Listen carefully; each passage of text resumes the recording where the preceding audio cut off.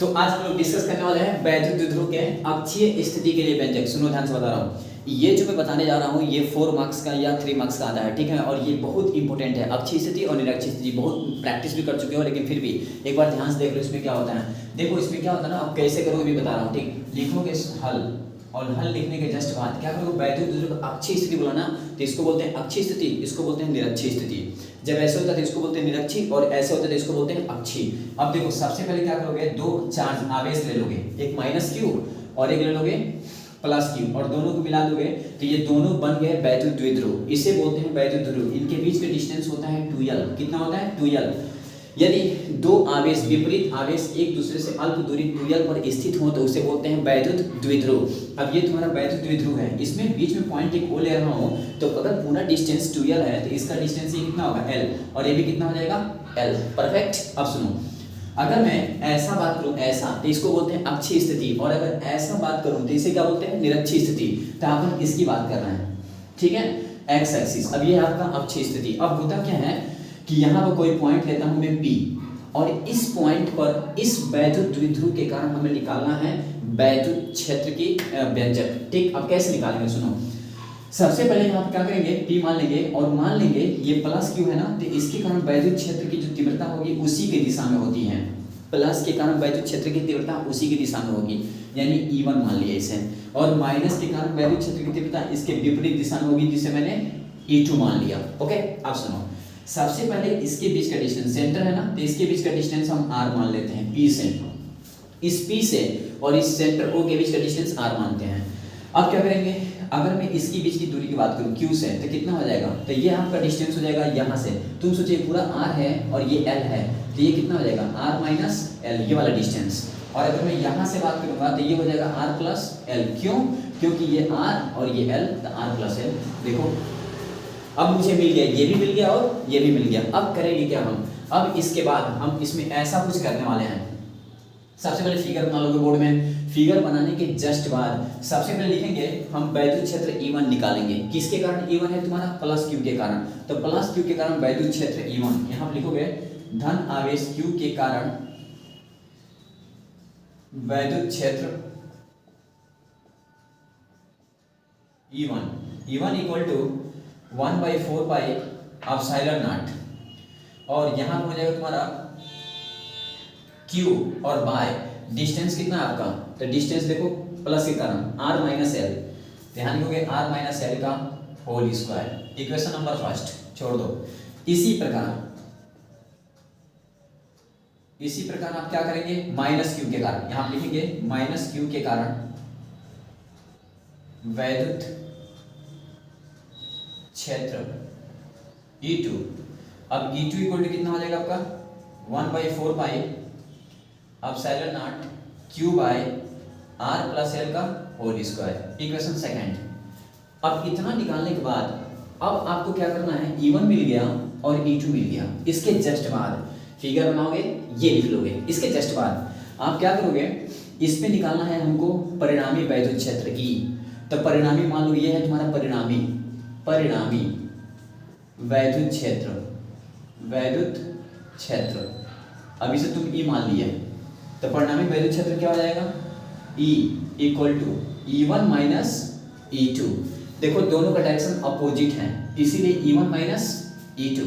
अब करो तो कितना आ जाएगा तुम्हारा, E इक्वल टू E1 कितना है तुम्हारा, ये वाला वैल्यू, इसको लाके यहाँ पर रखो, तो 1/4 pi epsilon naught Q r minus L का होल स्क्वायर माइनस E2 ये है, इसको रखो 1/4 pi epsilon naught Q by r plus l का होल स्क्वायर। ओके, अब इसमें से कॉमन क्या ले सकते हैं, E इक्वल टू ये Q और ये Q by 4 pi epsilon not common ले लो, तो 1/r माइनस l का होल स्क्वायर और माइनस 1/r प्लस l का होल स्क्वायर, ये मिल जाएगा मुझे। ओके, अब इतना पहले इतना स्क्रीनशॉट ले लो या इतना लिख लो, फिर आगे बताता हूँ, ठीक। अब इसके जस्ट बाद क्या करेंगे, इधर देखना। अब इसके बाद आगे लिखता हूं मैं, आगे क्या होता है, E equal to Q by 4 pi epsilon naught था, और इसमें दोनों को देखो ध्यान से, इसको पहले लिख दे रहा हूँ, 1/r माइनस एल का whole square R plus L का होल स्क्वायर। अब सबसे पहले E equal to Q by 4 pi epsilon naught A minus B A plus B. ये इसके पास एलसीएम ले लो, लोगे तो कितना आएगा R square minus L square का होल स्क्वायर। क्यों? A minus B A plus B, A square minus B square, इसके ऊपर स्क्वायर था तो स्क्वायर, और ये इसके पास यानी आर प्लस एल का होल स्क्वायर यहाँ और आर माइनस एल का होल स्क्वायर यहाँ।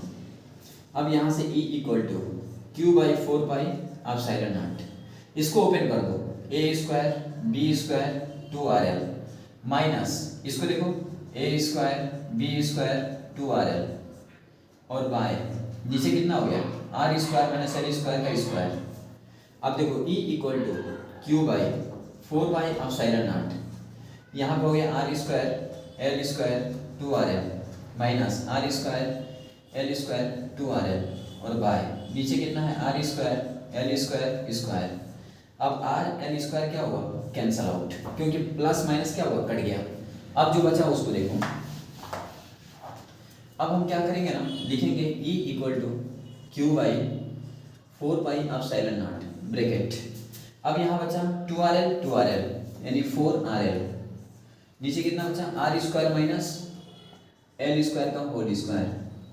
अब यहाँ पे आना ना तो क्या करना, तुम जानते हो ना, तुम सोचो आर बड़ा है ना एल छोटा है ना, तो एल अगर मान लो सपोज बहुत छोटा हो जाए किससे आर से, तो एल स्क्वायर को नेग्लेक्ट कर देते हैं, तब एल स्क्वायर को छोड़ देंगे। अब छोड़ देंगे तो कैसे, तो E equal to Q by 4 pi epsilon naught, ये 4RL और बाई इसको मैंने नेग्लेक्ट मान दिया, नेग्लेक्ट, तो बच्चा आर स्क्वायर स्क्वायर तो आर 4 हो गया। अब एक आर से इसमें से एक कट गया तो बचा 3, यहाँ पे 3R बचा होगा, यानी A equal to Q by 4 pi epsilon not, यहाँ बचा 4L बाई यहाँ बचा आर क्यूब। देखो स्क्रीनशॉट लो फास्ट। ओके अब आगे बढ़ता हूँ, ठीक। अब इतना आने के जस्ट बाद अब क्या करते हैं, इसमें ध्यान देना, इसके जस्ट बाद लिखेंगे E equal to Q by 4 pi epsilon naught, 4L को लिख सकते हैं 2 × 2L और बाई आर क्यूब। और सुनो ऐसा क्यों किया मैंने, क्योंकि हम जानते हैं P इक्वल टू होता है 2L क्यूब। अब यहाँ देखो ना 2L क्यूब, यानी देखना E इक्वल टू लिख सकता हूँ 2 × 2L क्यूब और बाई 4 पाई एप्सिलॉन नॉट यहाँ आर क्यूब, और इस 2L क्यूब को मैं क्या लिख सकता हूँ P, यानी इसके मतलब E इक्वल टू हो गया 2P upon 4 pi epsilon naught और आर क्यूब। ये रहा फार्मूला, ये रहा फार्मूला आपका, क्या रहा, तो E equal to 2P upon 4 pi epsilon naught R cube. Okay अब सुनो ध्यान से बता रहा हूँ, इतना हो गया। अगर मैं कहूँ इसका सदिश रूप बताओ, सदिश रूप, तो सदिश रूप में क्या होगा, E vector equal to 2P vector by यहाँ हो जाएगा तुम्हारा 4 pi epsilon naught R cube, ऐसे लिख सकते हो ये, right it is very most important. Next proving